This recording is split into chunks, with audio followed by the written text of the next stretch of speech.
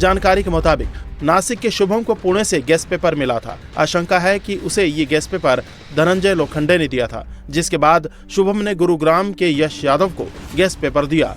यश ने ही राजस्थान के जमवा रामगढ़ के दोनों भाई दिनेश और मांगी लाल से 45 लाख रुपए में डील की थी, जिनमें से 30 लाख रुपए दोनों भाई दे चुके थे। फिर इन दोनों भाइयों ने सीकर में 10 स्टूडेंट को गेस्ट पेपर बेचा।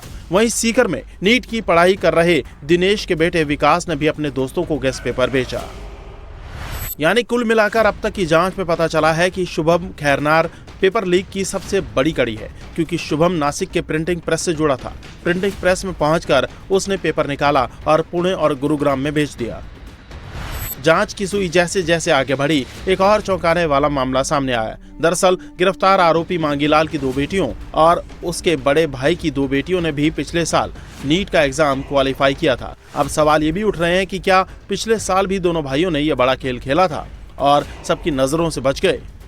जांच एजेंसियों ने दावा किया है कि नासिक से जब पेपर लीक हुआ तो उसके बाद गुड़गांव होते हुए सबसे पहले राजस्थान में एंट्री हुई जमवा रामगढ़ में। जमवा रामगढ़ में हम जिस घर के बाहर खड़े हुए हैं, यानी दिनेश और मांगीलाल का ये घर है, और बताया जाता है कि नासिक से जब पेपर लीक हुआ तो जमवा रामगढ़ पहुंचने से पहले हरियाणा गुड़गांव के एक डॉक्टर से ये पेपर खरीदा गया 30 लाख रुपए में, और उसके बाद यहाँ से यानी जमवा रामगढ़ से इसी परिवार के लोगों ने अपने बेटे यानी सीकर में इस पेपर को पहुँचाया, और उसके बाद सीकर से चूरू, झुंझुनू, अन्य राज्यों में पेपर व्हाट्सएप पर फॉरवर्ड होता चला गया। इसकी खरीदारी कितने में हुई है, इसकी जांच की जा रही है। जांच एजेंसी अपने अलग अलग तर्क लगा रही है, लेकिन बड़ी बात यह है कि जिस घर के बाहर मैं खड़ा हूं, यानी दिनेश और मांगीलाल के जो 5 बच्चे हैं, वो नीट में उनका चयन हो चुका है पिछले साल ही।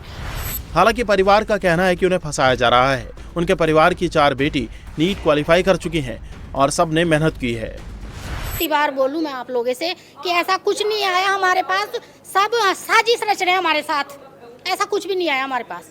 पुलिस क्यों ले गई है दिनेश और मांगीलाल को, ये भी मुझे पता नहीं है क्यों लेके गई। मैंने खूब पूछा, उन्होंने कुछ नहीं बताया सर, कुछ भी नहीं बताया उन्होंने। आपके बच्चों का भी नीट में पिछले साल 5 बच्चों का चयन हुआ है।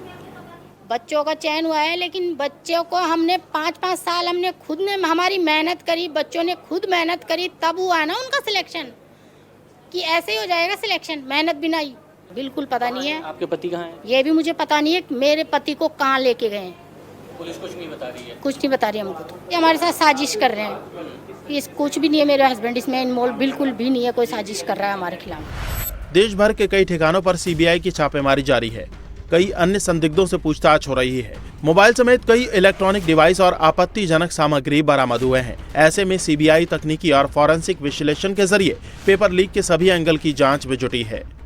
चूरू, झुंझुनू होते हुए ये अन्य किन जिलों में इस पेपर को फॉरवर्ड किया गया, और सबसे बड़ी बात ये कि गुड़गांव के डॉक्टर से यानी नासिक से होते हुए जब हरियाणा ये पेपर पहुंचा, तब जमवा रामगढ़ में गुड़गांव के डॉक्टर से कनेक्शन क्या है। यानी इन कड़ियों को खंगालते हुए माना जा रहा है कि राजस्थान के अलावा जिन राज्यों में ये पेपर पहुँचा है, वहाँ जो बड़े साजिश करता है वो बेनकाब होंगे। सीबीआई पूरे इस मामले की जाँच कर रही है। सीबीआई ने इन कड़ियों को खंगालते हुए तमाम लोगों को हिरासत में लिया है, और ख़ास बात ये कि उन बच्चों को भी हिरासत में लिया है जिनके व्हाट्सएप पर ये पेपर मौजूद हुआ, उन्होंने फॉरवर्ड किया और उन्होंने फिर एग्ज़ाम दिया। कुल मिलाकर ये चेन बहुत लंबी है। राजस्थान के अलावा हरियाणा, असम, गुजरात, बेंगलोर, तमाम ऐसे जगह हैं जहां ये चेन पहुंची है, और सीबीआई अब इन कड़ियों को पकड़ते हुए और तमाम क्लू को खंगालते हुए उन लोगों के पास पहुंचने वाली है जिन्होंने इस नीट पेपर की यानी इस परीक्षा को लीक किया, पेपर को फॉरवर्ड किया।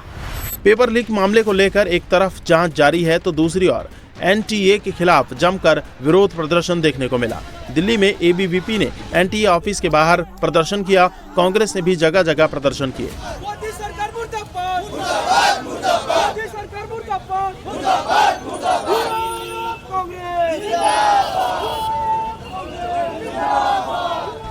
इस बीच अरविंद केजरीवाल ने सीधे सरकार पर आरोप लगाए। उन्होंने कहा कि नेताओं की मिलीभगत से ही पेपर लीक हो रहे हैं।